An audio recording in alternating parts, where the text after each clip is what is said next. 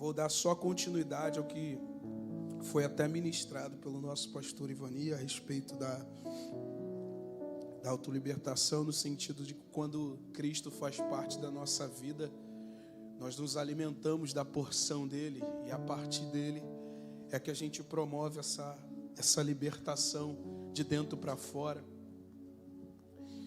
Nós vamos ver aqui, irmãos, um ponto crucial do Evangelho, nessa fala de Jesus, onde Jesus revela a verdade, a única verdade que liberta o homem. E antes dele entrar nesse assunto, desde o versículo 12 desse mesmo capítulo até o versículo 29, Jesus vem revelando sua identidade e a sua missão. Nós vamos ver que Jesus ele foi muito contrariado naquilo que ele mesmo se revelou ser. Foi contrariado, alguns desacreditaram dele, ele ainda assim revelando.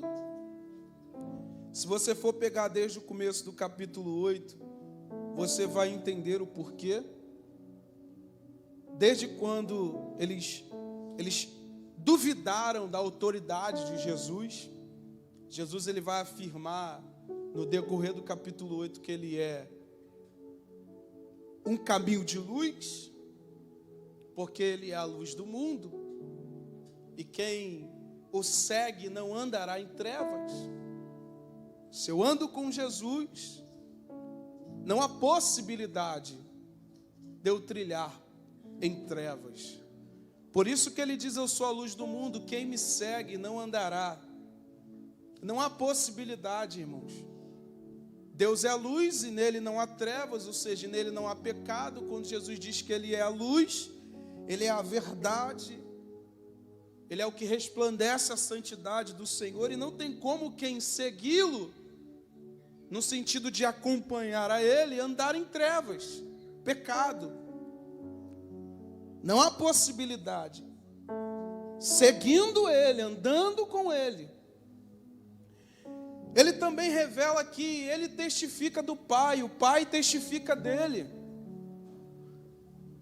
Se você receber a ele, recebe também o Pai. Isso ele vem tratando. Ele pega a figura de Abraão, porque eles dizem ser descendência de Abraão. Ele falou: não. Vocês estão muito enganados. Tanto é que lá depois ele fala que antes de Abraão existir, ele era. Nós somos descendência de Abraão e Deus é nosso pai. Ele: não, cara, se Deus fosse pai de vocês, vocês olhariam para mim e me amariam. Vocês fariam até as obras de Abraão que vocês não fazem. Aí Jesus diz para ele: vocês são da terra, eu sou do alto, eu sei do que eu estou falando. Ninguém pode falar tão bem do alto, melhor do que aquele que desceu do alto, o próprio Cristo. Jesus teve essa conversa com eles. Aí eles dizem que ele não poderia ter o ato de julgar, não teria o ato de fazer um julgamento ou algo desse tipo. Jesus fala: ainda que eu fizesse um julgamento, seria válido. Ainda que eu exercesse o meu juízo, embora eu não tenha vindo para isso, ele disse para eles, mas ainda que eu tomasse essa minha liberdade de exercer juízo, julgamento, eu ainda assim faria um julgamento válido. Jesus diz para ele: mas ele veio com a intenção de dar vida, ainda tendo a capacidade de, tendo a pá na mão, como João disse, ele tem a pá e ele jogará o trigo para o alto, vai pegar a semente do trigo, a palha vai voar. Ele tem autonomia para fazer o que ele quer, mas ainda assim ele disse: eu não vou fazer isso, eu vim para trazer vida. Só que mesmo assim, ele esclarecendo, Vinícius, eles não acreditavam em Jesus. Por conta de vocês não acreditarem, morrerão nos seus pecados. Por conta de vocês não levarem em consideração o que eu estou fazendo, morrerão. em vossos pecados. E não é assim que acontece. O Espírito de vida tem falado através dos homens e mulheres de Deus, mas ainda existem pessoas que morrem nos seus pecados. Mas morre porque lhe faltou uma vida anunciada. Morre porque a vida não se manifestou. Não morrem porque, olhando para a vida, acharam bem não segui-la, como Paulo esclareceu em Romanos capítulo 1. Porque pareceu bem para as pessoas olharem para Jesus e não querer segui-las. E Jesus, ele compra essa briga, dizendo: eu sou do alto, procurem ouvir o que eu estou falando e entender, porque eu sei do que eu estou falando, eu vi de cima. Se eles acreditassem que Cristo veio de cima, a história de Israel, dos judeus, seria diferente.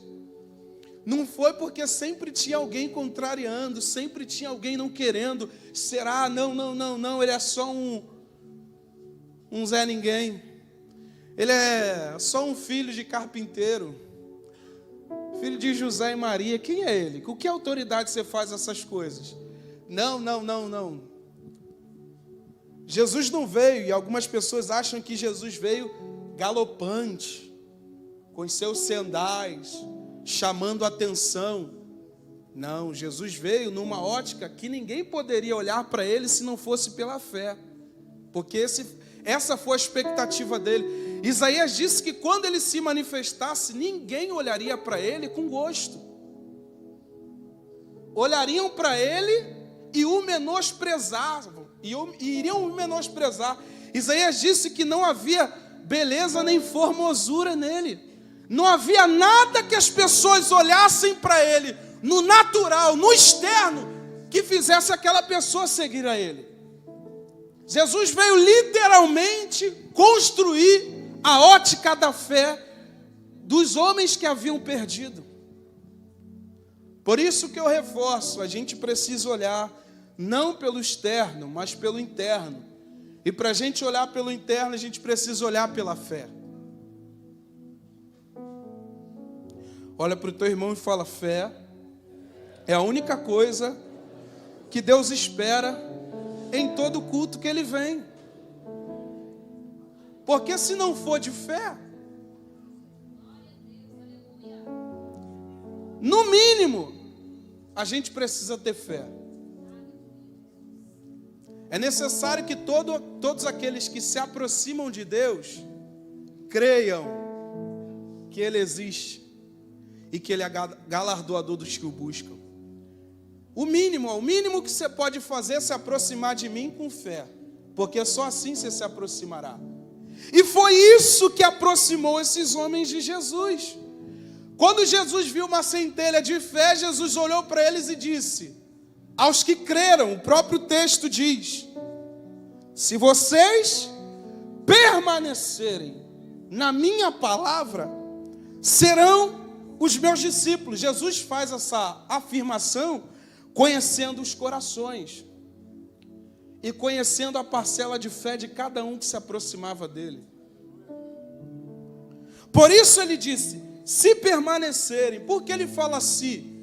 Porque há uma grande probabilidade de quem vem, ouve, não permanece. Não permanecer. Se todos aqueles que ouvissem, no sentido só de ouvir, tá? Porque a Bíblia fala ouvir em vários sentidos. Aqui ele traz um sentido, quando ele fala se permanecer, a mesma palavra para obediência. Se você permanecer, você será. Ele usa o si porque há uma grande chance da pessoa estar próxima de Cristo, olhar para Jesus operando, olhar o mover de Cristo, e mesmo assim encontrar dificuldade de permanecer. Essa era a preocupação de Jesus. Você vê que a fé é o primeiro estágio, é o estágio de aproximação. Mas depois da fé é necessário que alguma coisa aconteça para que essa fé seja estabelecida. Nós nos aproximamos com fé, porque é necessário que todos que se aproximam, creiam. Depois que eu creio, eu tenho que me aperfeiçoar no caminho da fé, para que nada me faça recuar. É o que Jesus está preocupado aqui com eles. Jesus conhecia o coração, e a intenção de cada um é como se fosse aqui agora. Todo culto, Deus sabe a parcela da intenção do coração e do grau de fé que cada um de nós temos diante dele. Mas qual é a expectativa de Deus para aqueles que ouvem? Permanecer. Permanecer. E permanecer é se manter contínuo. Da continuidade. É ouvir, e a gente vai ver isso aqui, guardar e seguir o percurso da fé. É o que Jesus está falando. E permanecer tem pelo menos dois aspectos. Quantos aspectos? Quantos aspectos? Ouvir tem pelo menos dois aspectos. Ouvir, ou melhor, permanecer, tem pelo menos dois aspectos. O primeiro, quando Jesus fala de permanecer, ele está falando de um aspecto de reter. Se permanecerdes no quê? Nas minhas palavras, ou na minha palavra. O permanecer está diante da palavra que Jesus está falando. Então, há uma ligação do permanecer com o conteúdo que está saindo da boca de Deus. Ele espera que aqueles que ouçam retenham aquilo que ele fala. É necessário termos esse entendimento espiritual. A palavra é boa sendo ministrada, sim ou não, irmãos? O conteúdo é bom sendo ministrado, sim ou não? Agora, existe um outro lado. Para fazer mais sentido na nossa vida, nós precisamos não só achar bonito o discurso, nós temos que reter o que está sendo falado. Reter é guardar, irmãos, é pegar, é tomar posse, como foi falado no domingo. Não é deter, porque deter é sinal de resistência. E existem esses dois públicos aqui, pastor Ivani e Raquel.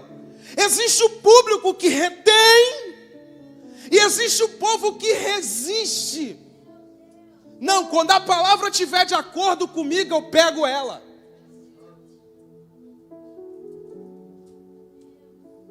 Quanto às heresias, detenha, resista.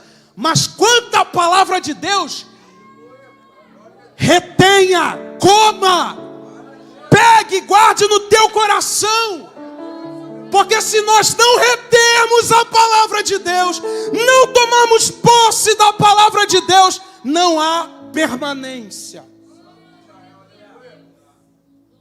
Você sempre será um exemplo de retrocesso. Ih, foi embora. Mas por que foi embora? Saiu, por que saiu? Abandonou, por que abandonou? Ao invés de reter, deteve, resistiu. É nesse sentido. E reter aqui, como eu acabei de falar, é trazer para dentro, irmãos. Porque o que faz a gente pegar as Escrituras, se não colocá-las dentro do nosso coração? Eu retenho, eu pego a palavra. Coloca aqui Salmo 119, dá para colocar aí? Salmo 119, versículo 11. Reter é tomar. Então, permanecer é reter. Permanecer é o quê? Reter. Permanecer é o quê, irmãos? Reter, eu pego, eu tomo para si. E reter é guardar. Guardar aonde? No coração. Olha o que o salmista diz: guardo no coração as tuas palavras, para não pecar contra ti. Por que eu pego? Eu pego porque eu tenho uma finalidade. E a finalidade é seguir o percurso. Porque o que vai me garantir chegar do outro lado é o que eu guardo. É o que está dentro dentro de mim, eu preciso reter a palavra de Deus e guardá-la dentro do meu coração. Deus quer muito mais, como até eu estava conversando com o Vinícius, ele até soltou essa pérola também. E a gente precisa trazer isso ao nosso entendimento. Deus quer muito mais, irmãos, que a palavra seja guardada do que memorizada. E você vai ver que isso faz sentido. Algumas pessoas querem só transmitir conhecimento. É bom a gente saber quem foi Calvino, quem foi Armínio, mas no final das contas é só quem guarda que permanece. Não estou ignorando Armínio nem Calvino não, tá, irmãos? É bom estudar sobre eles, a gente aprende muita coisa. Mas nessa linha, eu preciso guardar e não somente conhecer a letra. Conhecer no sentido de somente memorizar, decorar. Às vezes, isso funciona, irmão, para fazer uma redação para passar no concurso. Com Deus não é memorização. Você vai memorizar o versículo para falar com Deus, Deus é o verbo. Às vezes a pessoa analfabeta, ela não sabe todos os versículos, mas quando ela vai para um quarto, Deus decifra tudo aquilo que ela está falando. Porque ela ouviu, mesmo sem saber ler, e reteve. E guardou no seu coração. Guardou, está aqui nessa caixinha. Está aqui, eu não sei aonde, mas está lá. Não precisa, irmãos. É bom, às vezes, a gente até citar, de vez em quando eu até oro e cito, mas eu não posso ser o cara intelectual de só porque ninguém orou, segundo o que está lá no versículo, no capítulo, que Deus não vai ouvir aquela oração. Não. Às vezes eu posso estar aqui selecionando um texto e arrotando santidade. Enquanto alguém não sabe nem aonde está escrito, mas está exalando muito mais bondade do que eu.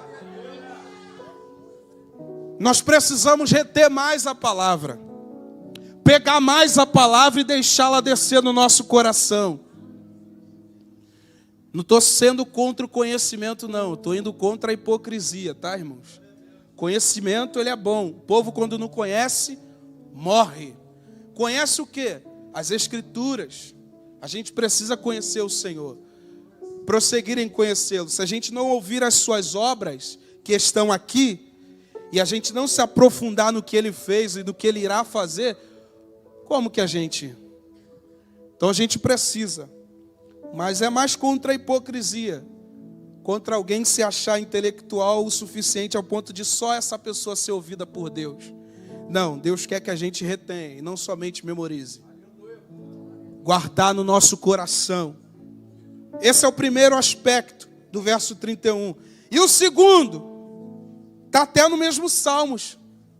Para não pecar. Se ele guarda para não pecar, ele está praticando a obediência ou a desobediência? Se ele guarda para não pecar, ele está praticando a obediência ou a desobediência? Então, permanecer tem a ver com prática. Eu retenho para. Eu guardo no meu coração para. Eu tenho a palavra em mim para. Por que muitas pessoas caem nos pecados, sempre o mesmo pecado? Porque está faltando reter as Escrituras. Porque sem as Escrituras no coração, Renato, o homem não consegue dar uma resposta. E aqui ele está falando de coisa espiritual, porque o pecado ele é carnal, ele é praticado na carne. Mas a resposta ao pecado e à carne é espiritual. Então o homem que está guardando, ele está guardando no seu depósito espiritual. Porque através da sua vida espiritual ele retém o pecado, mas não retém a palavra. Ele pratica. Então permanecer é praticar as Escrituras. Esses são os dois aspectos. Permanecer e praticar. Por isso eu tenho que é reter e praticar. Eu tenho que ter a palavra dentro de mim. Até o que Deus espera fluir, flui de dentro, irmão. Então o problema está em nós. Deixa aqui Colossenses capítulo 3, versículo 16. Você vai ver até os apóstolos do Senhor, Colossenses 3,16, trazendo uma ênfase, que Jesus está muito mais preocupado em quem guarda, retém, do que necessariamente a gente venha memorizar. Dá para colocar aí? Colossenses 3, versículo 16.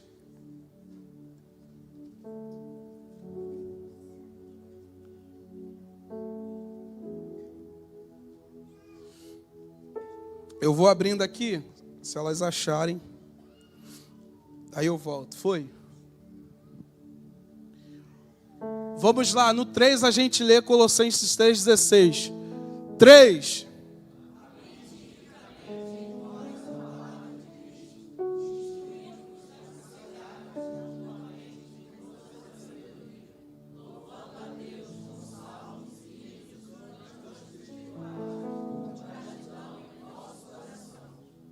O sentido aqui é da palavra dentro. Habite. Que a palavra more dentro de você. É o que Paulo está falando aos Colossenses.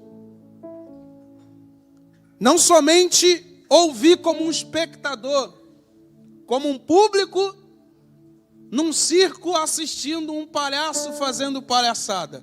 Quem já foi em circo? Pode levantar, eu já fui também. No circo tem um monte de espectador. Mas sai dali, tu até esquece onde foi, quem era o palhaço, o lugar, tu esquece. Mas aqui não é como alguém que está como um espectador. Aqui é alguém que está esperando alguma coisa sair para pegar. Por isso o sentido é habite. Tem que habitar, eu tenho que olhar, eu tenho que pegar tudo o que Jesus está falando e guardar dentro de mim. Porque a palavra dentro de mim é o que me dá a capacidade de instruir. A palavra estando dentro de mim é o que me dá a capacidade de aconselhar. A palavra estando dentro de mim é o que me dá a capacidade de adquirir sabedoria.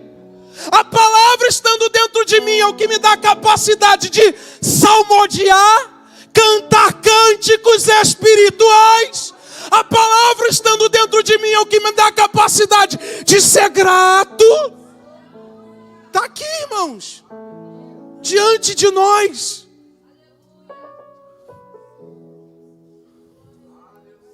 Dá até para a gente dar uma pincelada em músicas. Aqui, irmãos. Se esse coração que compôs esse verso não estiver com a palavra dentro dele, pode jogar fora. Às vezes algumas pessoas acham que para ser uma canção espiritual tem que colocar Jesus no meio. Até Racionais, irmão, fala de Jesus. E foi inspirado por Jesus?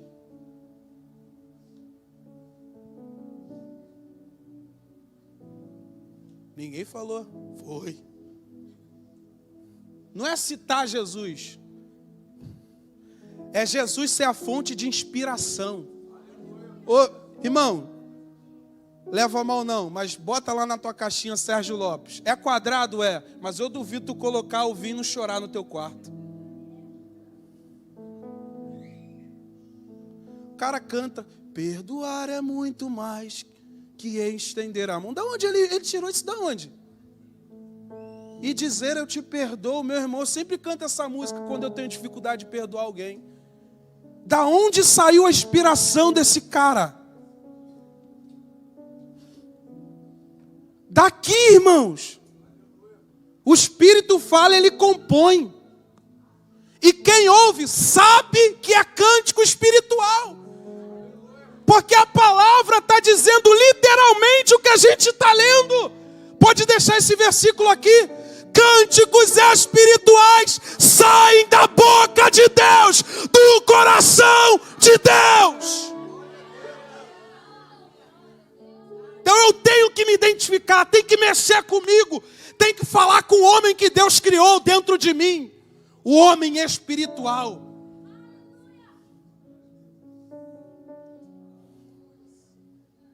E às vezes as pessoas só querem pular. Pular é bom, irmão, mas se não mudar a minha consciência, eu prefiro evitar meus pulos. Gritar é bom, mas eu seguro meu grito. Tem que mudar a minha mentalidade. Eu sempre coloco isso, irmãos. Eu participei, a gente não cita ministério, pessoas, por ética. Só o caso. Uma vez aconteceu isso comigo e tem muito tempo. Eu estava diante de um culto. Aquilo ali acabou comigo, irmãos. A palavra foi uma palavra profunda, pastor Ivani. E eu no meio desse congresso. Irmãos, eu chorava muito naquele dia. E aquela ministração quebrando meu coração. Quando a gente sai na porta da congregação, aí eu ouço: e aí, vai ficar com quem?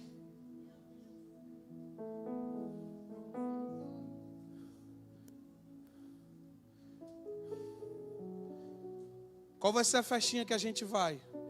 Eu estou falando não é de boca para fora, não. Estou falando do que eu vivi.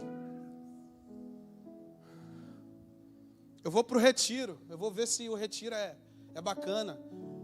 Que eu estou vendo a glória de Deus. A galera tudo tocando lá em cima. Falei, nossa, olha.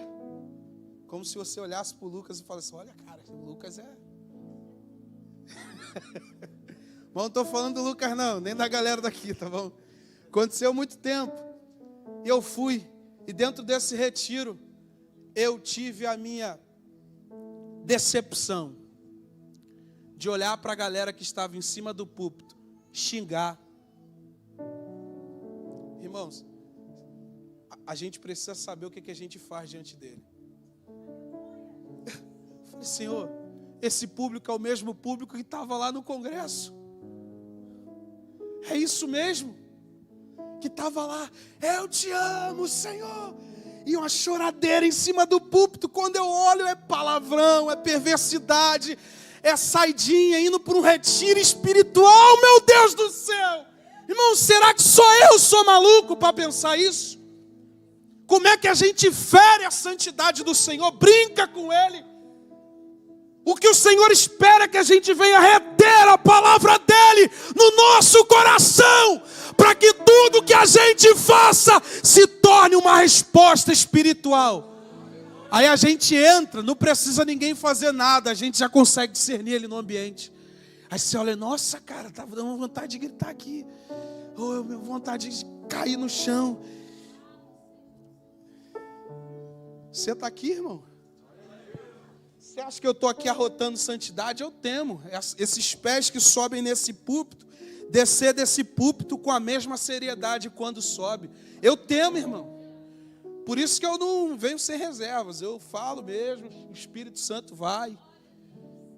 E a gente vai assim até o final. Se não for para ser assim, irmão, a gente não chega. Então, olha para o teu irmão e fala, retém a palavra. E pratique ela. Ela tem que habitar em nós. Tem que borbulhar. Eu sair daqui, chegar em casa, me trancar no quarto. Caraca. Pô, pastor Ivani ministrou a mensagem lá no domingo. Meu Deus, Senhor, é isso que o Senhor está falando comigo? Eu sou esse cara mesmo. É isso, irmão. Quando a palavra desce para o coração, a gente vai embora chorando, quebrantado. Chega em casa, fica na caixa do nada, pensando na vida. Chora sozinho.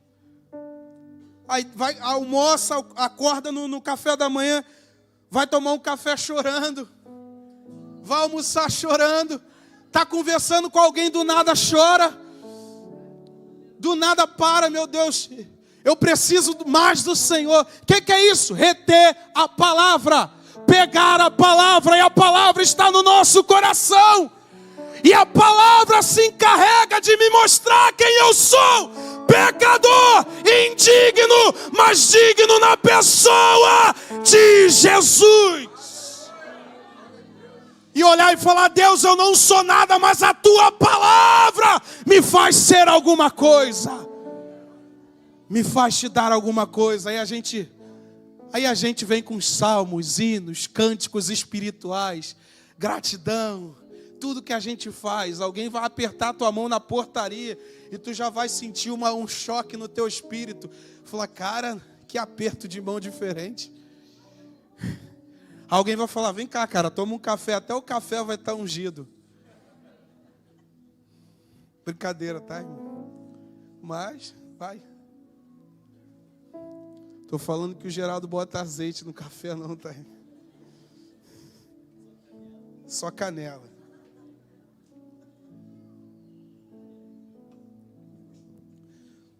A palavra tem que habitar. Então, se permanecer, reter e praticar, você consegue se manter no percurso. Aí Jesus vai falar de um outro passo: verdadeiramente serão meus discípulos. Não tem como você não ser. Você, com a palavra de Deus dentro de você, não tem como você não permanecer. E essa palavra verdadeiramente é sem sombra de dúvida. Impossível dar um cálculo errado se a palavra está dentro de mim. Verdadeiramente. Aí eu saio do estágio da fé, pego a palavra e entro no estágio do discipulado. Aí eu quero ser o imitador de Cristo. A palavra já está dentro de mim. Eu olho e eu falo: eu quero ser o imitador de Cristo. Eu preciso fazer o que Cristo fez, porque discípulo é aprendiz, discípulo é aluno. E quando ele fala de discípulo aqui, não é de qualquer discípulo, não. Quando ele fala verdadeiramente serão meus discípulos, ele está falando do discípulo fiel, do discípulo verdadeiro. O discípulo fiel, o discípulo verdadeiro, ele é contínuo. Ele não vai errar o alvo, ele vai continuar até chegar aonde Deus o trouxe para chegar. Esse é o discípulo. E assim vocês serão meus discípulos. Discípulo fiel, discípulo verdadeiro, aquele que permanece. Como está em João 15, verso 8: nisto é glorificado meu Pai, que deis muito fruto, e assim sereis meus discípulos. Olha, o discípulo está diante de uma seara frutífera. O discípulo é a pessoa, tanto homem quanto mulher, que tem uma vida frutífera, porque não tem como dar um cálculo errado se a palavra estiver em nós. Se a minha seara não está produzindo, eu preciso rever a terra do meu coração. Porque se a terra do meu coração, Adriano, não tiver a palavra de Deus, não tem seara frutífera. E a vontade de Deus é que a gente dê muito fruto, mas por que a gente fracassa? Porque a palavra não chega ao solo do coração. Lembra da parábola das terras? A boa terra, a semente cai dentro dela e a semente acolhe. É como se a semente acolhesse, como se a terra acolhesse a semente. Ela absorve a semente. A palavra entra dentro do solo, se encontra à vontade nesse terreno do coração, e ao passar do tempo o Espírito vai regando essa terra. E a palavra vai germinando, por isso que vem de dentro para fora. Por isso que aí vai dar fruto, vai dar um 100, um vai dar 30, um vai dar 60. Não tem como dar um cálculo errado. Porque todos aqueles que estão firmados na palavra do Senhor, tendo a palavra dentro do seu coração, entra no discipulado e acaba vivendo uma vida frutífera.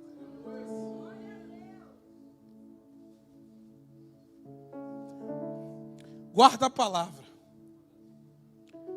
Homem e mulher, guarde a palavra. Jovens do Senhor Jesus, guardem a palavra. Vamos insistir no Salmo 119. Abre ele aqui de novo. Bota aí o verso 10 do Salmo 119. Salmo 119, verso 10. Eu vou voltar já para cá para dar continuidade.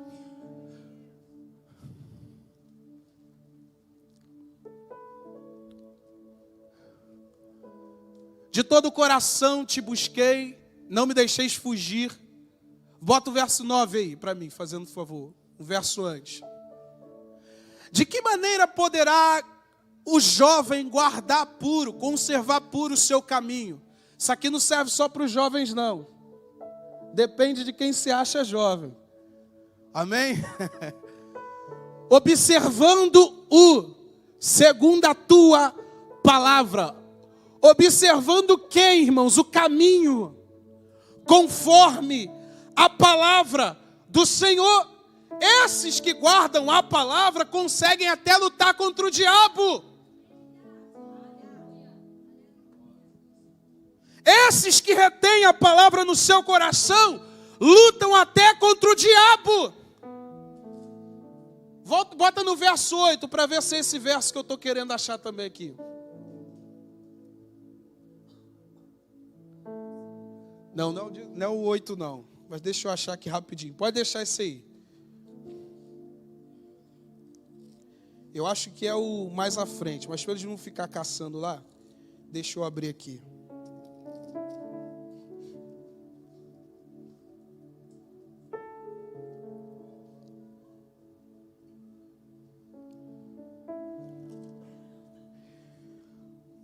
Vamos lá.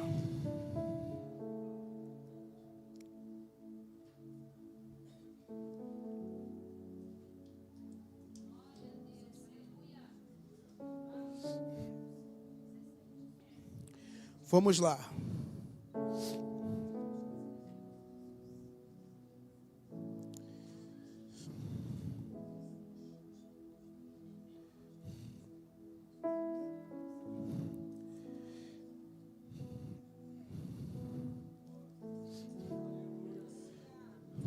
Na verdade não é esse texto não.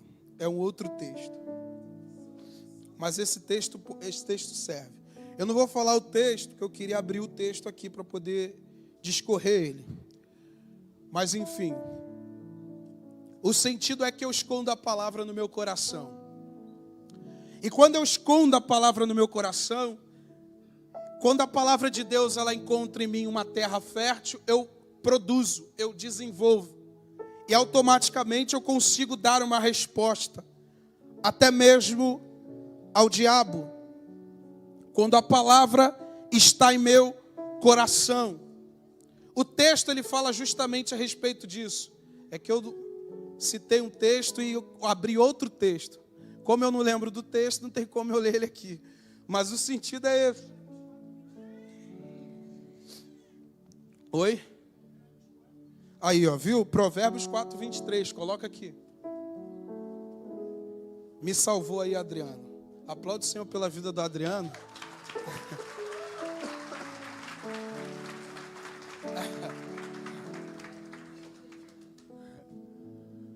Ó, sobre tudo que se deve guardar, guarda o teu coração, porque dele procedem as saídas da vida.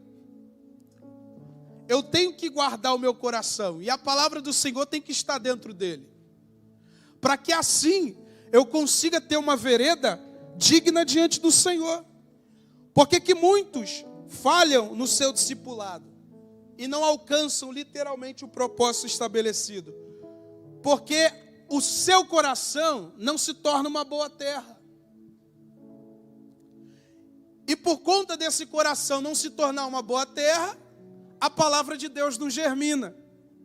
Aí você lembra que a gente abriu aqui a respeito do texto de João, capítulo 15, verso 8, que nisto é glorificado meu Pai, dizendo Jesus, que deis muito fruto, e assim sereis meus discípulos. Novamente Jesus faz uma afirmação. Esse discípulo está diante de uma seara que vai produzir, ela vai crescer, ela vai desenvolver, porque a terra ela é fértil. O discípulo, ele não vive fora das Escrituras. E nem as Escrituras vivem fora dele. Esse é o sentido. A palavra de Deus tem que estar dentro de mim. Para que assim eu desenvolva. Para que assim eu avance. A palavra tem que estar em mim, habitar em mim, para me dar uma condição de fazer alguma coisa para Ele. Então não tem como eu fazer algo meia boca para o Senhor, porque a palavra dele está dentro de mim. Se eu servir uma água, Ele será louvado. Se eu varrer um chão, Ele será louvado.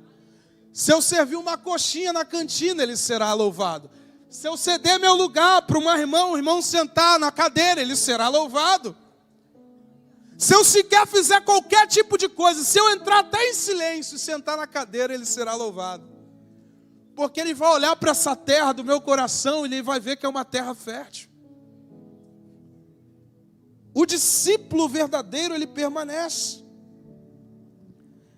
E aqui, irmãos, Jesus, quando faz essa afirmação aqui, trouxe também à memória que o discípulo verdadeiro, ele permanece, mesmo que o discurso de Jesus seja um discurso duro.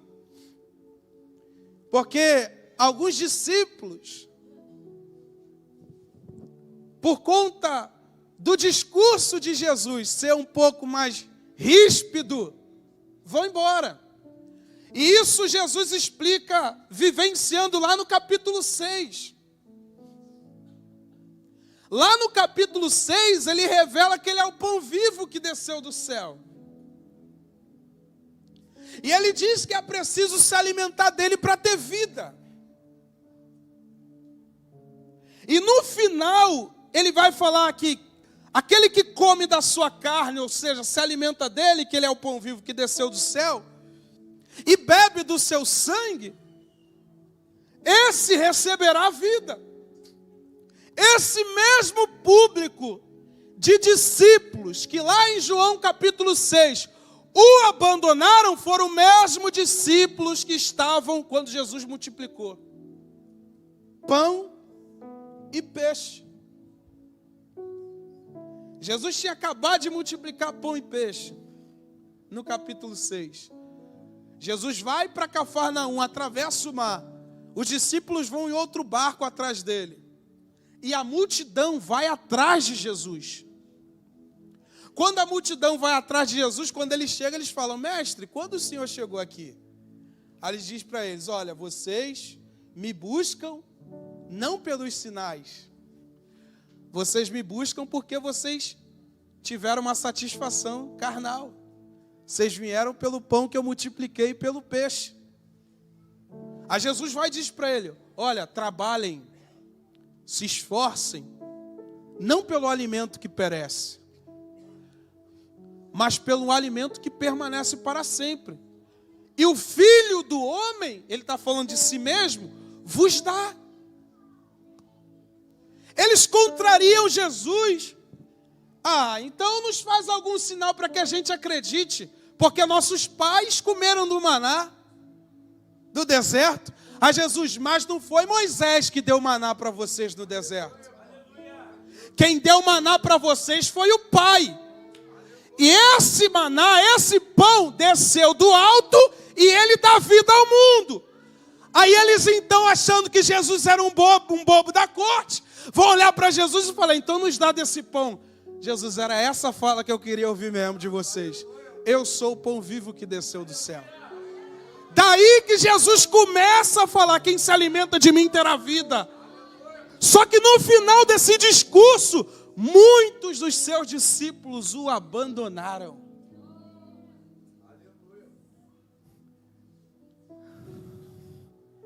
Imagina, irmãos, um culto como esse, Jesus aqui em cima, ministrando, e os 12 discípulos aqui à frente sentados.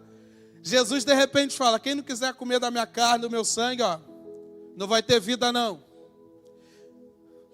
De repente, a totalidade, porque de 12 irmãos que sobraram, quantos não devem ter ido embora? Foi todo mundo embora. Eu até conversei também com o pastor Ivanino, não sei com quem mais eu conversei, mas eu estava me questionando, falei: meu Deus do céu, Jesus não fez nenhum entretenimento para esses discípulos voltarem. Jesus não apelou: meu irmão, calma, não foge não, Marli, Não, Maria, não vai embora não. Só vou ficar com 12. Tem 100 aqui comigo. Vamos supor se fosse 100 mais os 12, 112. Não vão, porque é mais o suficiente. O público foi embora, os discípulos dele, porque o texto fala, e muitos dos seus discípulos o abandonaram. Porque olharam e disseram, dura esse discurso. Jesus não apelou. Jesus, já que sobrou 12, eu vou aumentar o nível deles. Como que Jesus aumenta o nível dos seus discípulos? Vendo se eles estão prontos para receber uma exortação. Você não quer ir embora não, Fábio? Você não quer ir embora não, João? Só que ele faz isso no coletivo. Ele olha para os 12. E vocês que ficaram? Vocês não querem ir? Não bate o cálculo, irmãos. Jesus está chamando os discípulos que ficaram para um nível de maturidade. Vocês querem me seguir de verdade? Vocês querem estar próximo de mim? Então se prepare, porque quando o pai corrige, ele corrige quando ele ama. Quando o pai açoita, ele açoita todo o que tem como filho. Jesus olha para aqueles que sobrarem e aumenta o nível de maturidade deles. Se eles não fossem maduros espiritualmente, eles teriam também abandonado Jesus. E alguns não. Muda o discurso, pastor Ivani. Não, pastor Vando, faz um negócio aí, muda o discurso. Porque o discurso que vocês mantêm está colocando 100 para fora e só restando 12. Bate esse cálculo, irmão? Sim ou não? Claro que não. Lembra quando a gente falou que a casa do Senhor não pode ser comparada a um circo? No circo, o palhaço tem que entreter você. No circo, o palhaço tem que fazer uma palhaçada para você rir e se achar bem no ambiente. Diferente de Cristo. Cristo no seu ambiente de glória, ele não é um palhaço. Ele não vai mudar o discurso para a gente se achar no ambiente. Ele vai elevar o nosso nível de maturidade. E dizendo, quer vir? Então come da minha carne e bebe do meu sangue, porque assim você terá vida. E vida com abundância, porque ele disse, minhas são as palavras de espírito e vida. E alguns lugares estão querendo fazer o rodeio que for para entreter. Jesus não é palhaço. A casa de Deus não é circo.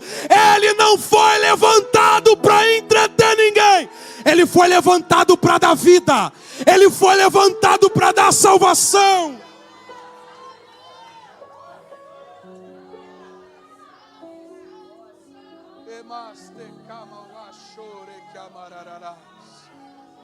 Estão confundindo Cristo com a figura de um palhaço de circo.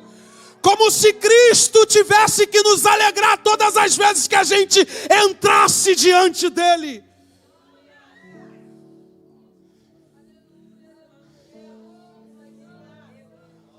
Se não me entreter, eu vou embora. Jesus olhou para os 12 e falou, vocês não querem não? Não, Jesus. Para quem iremos nós? Tu tens as palavras de vida eterna. Disse o salmista, para onde me irei do teu espírito? Quem é que vai saciar a nossa vida? Quem é que pode se comparar a Cristo? Pedro, ousado, marrento, como foi dito até pregado pelo pastor Ivani. Aquele turrão olhou e falou, Jesus, o discurso é pesado demais, mas eu não te abandono para seguir a incerteza da multidão.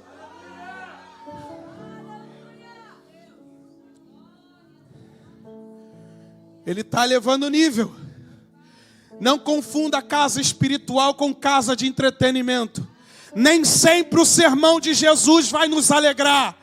E às vezes o Senhor quer que a gente mais se entristeça do que se alegre.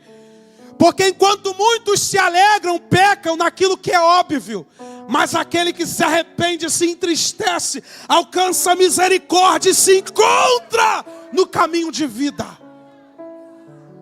E que Deus nos conserve com essa mesma piedade.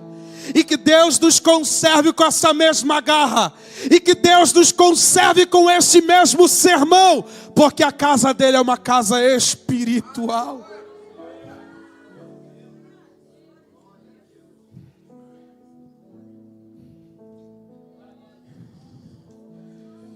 Aleluia.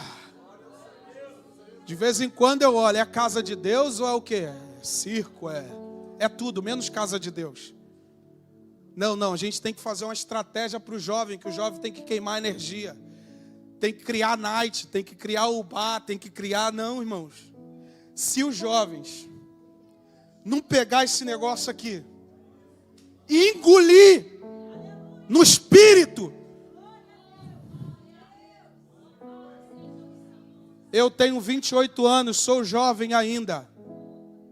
Desde a minha caminhada passada, eu nunca fui sustentado por entretenimento.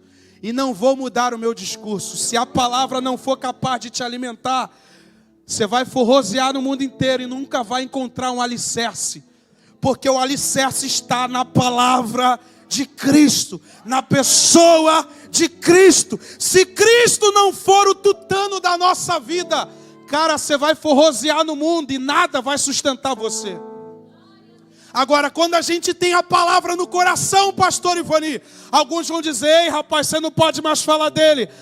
Mas convém a mim obedecer a Deus do que aos homens. Ei, você não pode, você tem que negar a ele. Não.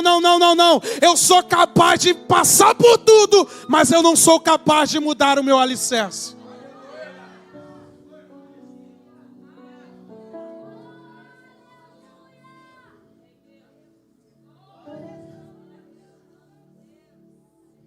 Aleluia. O Espírito Santo está gritando em nossos corações. Que entretenimento pode roubar a glória de Jesus no ambiente? Eu sei, gera dúvida no teu coração quando você olha para esse mundo. São muitos falsos profetas. Mas olhe para as Escrituras, o caminho continua sendo o mesmo, a verdade continua sendo a mesma, a vida continua sendo a mesma, Jesus continua sendo o único caminho, e a porta se chama Ele. Ele disse que Ele é a porta, e que a porta é tão estreita quanto o caminho. Eu não posso fazer com que a porta se estreite a mim. Eu tenho que entrar no estreitamento da porta. Eu tenho que abandonar meus maus caminhos. Eu tenho que abandonar as más amizades. Eu tenho que abandonar os velhos conceitos e passar pela porta estreita. Oh, aleluia. Oh, glorificado seja o nome do Senhor. É pesado, mas Jesus falou: o caminho é de vida. É estreito, João, mas é de vida. Olha para o teu irmão e fala: vai valer a pena. Se o discurso diz para ele, se a palavra for pesada, não abandone. Aumenta o nível de maturidade. E entenda que de vez em quando a palavra vai nos entristecer, mas não é para abandonar, é para permanecer.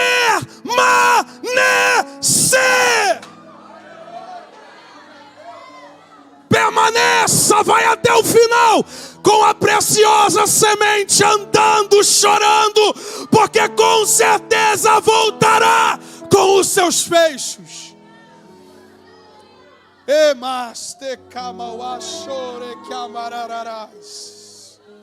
Eu não posso mudar o discurso. Eu sei, vai doer teu coração. O pastor Ivani dessa casa sabe que vai doer o coração de muitos. Pastor Vando, pastor Ana sabe, vai doer o coração de muitos. Mas nós não podemos mudar o discurso. Cristo ainda é a verdade. Cristo é a verdade, Cristo é o caminho, Cristo é a vida. Oh, aleluia. Oh, aleluia. Oh, aleluia. Aleluia, aleluia, aleluia, aleluia. Disse Paulo: e a vida que eu vivo agora, vivo-a na fé no Filho de Deus. Uma coisa faço, esquecendo-me das coisas que para trás ficam, eu prossigo para as que estão adiante de mim. Não renuncie à tua fé. Não renuncie o teu chamado. Deixa Cristo pesar no discurso, não abandone. De vez em quando ele entra no templo, ele revira a mesa, isso faz parte. É porque Deus está chamando a igreja para a seriedade. Quando temos a seriedade, somos uma boa terra para Ele.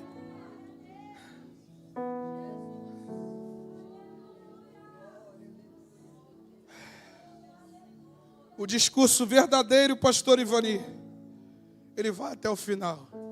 Ele não vai chegar: pastor Ivani, eu acho que essa palavra está muito dura, o povo não vai aguentar não. Não, eu quero que eles aguentem, porque eu saberei os verdadeiros discípulos de Jesus. Os verdadeiros discípulos de Cristo vão pegar a palavra e vão sair assim, ó, chorando. Oh, Jesus. Ele sairá gritando: seguirei o meu bom mestre. Seguirei, ó o discípulo, ao meu bom mestre.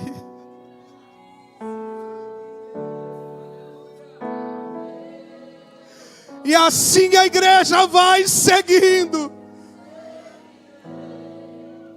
ao meu, onde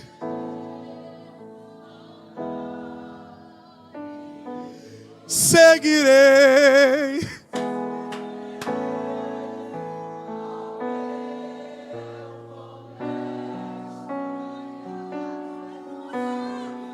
Se coloque de pé cantando isso.